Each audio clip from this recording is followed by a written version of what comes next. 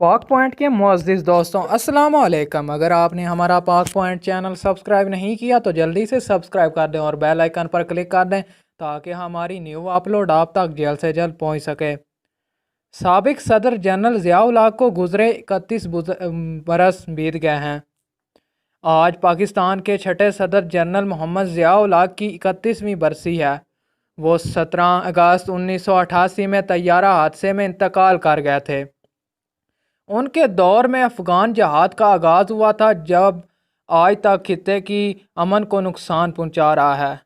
General Zia الحق نے سن 1977 میں فوج کے سربراہ کی حیثیت سے اس وقت کے وزیر اعظم ذوالفقار علی بھٹو کی حکومت کا تختہ الٹ کر مارشل لاء لگایا اور بعد ازاں صدر مملکت کا عہدہ بھی سنبھال لیا، جہاں ضیاء الحق نے اپنے 11 سال آمریت کے دور کی وجہ سے مشہور ہیں۔ وہیں 1988 میں ان کی پر اسرار موت بھی تاریخ دانوں کے لیے ایک معمہ ہے۔ وہ تادم مرگ سپہ سالار اور صدارت دونوں عہدوں پر فائز رہے ہیں۔ سابق صدر مملکت اور سابق چیف آف آرمی سٹاف اگست 1924 میں جال نظر کے ایک کسان محمد اکبر کے ہاں پیدا ہوئے۔ جال نظر اور دہلی میں تعلیم حاصل کی۔ سن 1945 میں فوج میں کمیشن ملا اور دوسری جنگ عظیم کے دوران برما ملایا اور انڈونیشیا میں خدمات انجام دی اور آزادی کے بعد ہجرت کر کے پاکستان آ گئے۔ 1964 میں لیفٹیننٹ کرنل کی عہدے پر ترقی پائی اور سٹاف کالج کوئٹہ میں انسٹرکٹر مقرر ہوئے۔ 1960 تا 1968 ایک کیلوری ریجمنٹ کی قیادت کی ہے۔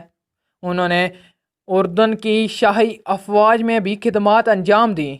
مئی 1969 میں انہیں آرمڈ ڈویژن کا کرنل سٹاف اور پھر بریگیڈ بنا دیا گیا۔ 1973 میں میجر جنرل اور اپریل 1975 میں لیفٹیننٹ جنرل کے عہدے پر ترقی دے کر کورو کمانڈر بنا دیا گیا اور 1 مارچ 1976 کو جنرل کے عہدے پر ترقی پا کر پاکستان آرمی کے چیف آف سٹاف مقرر ہوئے۔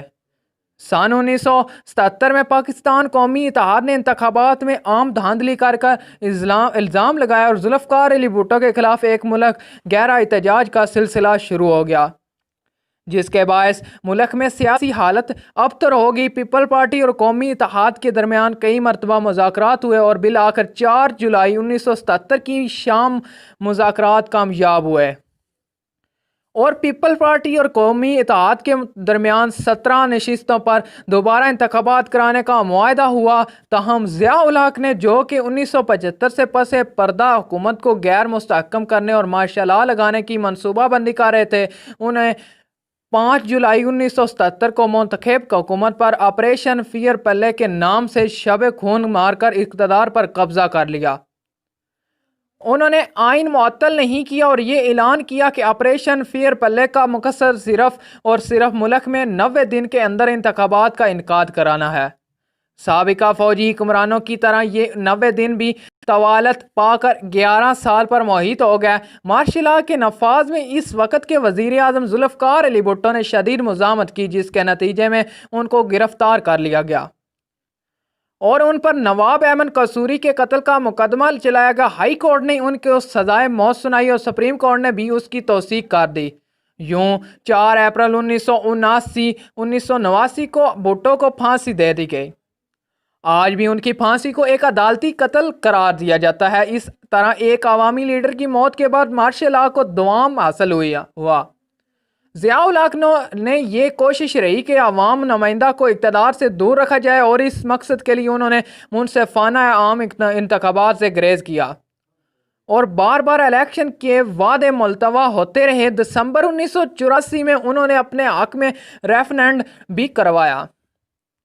فروری 1985 میں غیر جماعتی انتخابات کرانے کا اعلان کیا گیا۔ پیپل پارٹی نے انتخابات کا بائیکاٹ کیا۔ یوں محمد خان جنیجو کے وزیر اعظم بننے کی راہ نکل آئی۔ باہمی اعتماد کی بنیاد پر 30 دسمبر 1985 کو مارشل لاء اٹھایا گیا، لیکن بے اعتمادی کی بنیاد پر 8ویں ترمیم کے تحت جنرل ضیاء الحق نے 29 مئی 1988 کو وزیر اعظم جنیجو کی حکومت کو برطرف کر دیا ان پر نااہلی اور بدعنوانی کے علاوہ بڑا الزام یہ تھا کہ ان کے سبب اسلامی نظام نافذ کرنے کی ضیاء الحق کی تمام کوششوں پر پانی پھر گیا۔ جنرل ضیاء الحق کے دور میں صحافیوں کو تشدد کا نشانہ بنایا گیا، ان کو کوڑے مارے گئے، جیلوں میں ڈالا گیا۔ سیاسی نمائندوں بالخصوص پیپل پارٹی کے کارکنوں کو پابند سلسل کر کے ان کو تشدد کا نشانہ بنایا گیا۔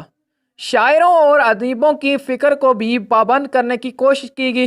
ضیاء دور کی جس پالیسی پر سب سے زیادہ تنقید ہوتی ہے وہ ان کی افغانستان سے متعلق پالیسی ہے، جس کے تحت ملک بھر سے مدرسوں کے ذریعے جہادی تیار کر کے افغانستان بھیجے گئے۔ ان کی اس پالیسی کے نتائج ان کی موت کے 31 سال بعد بھی پاکستان کے عوام کو دہشت گردی اور منشیات کے عام استعمال کی صورت میں بھگتنا پڑ رہے ہیں۔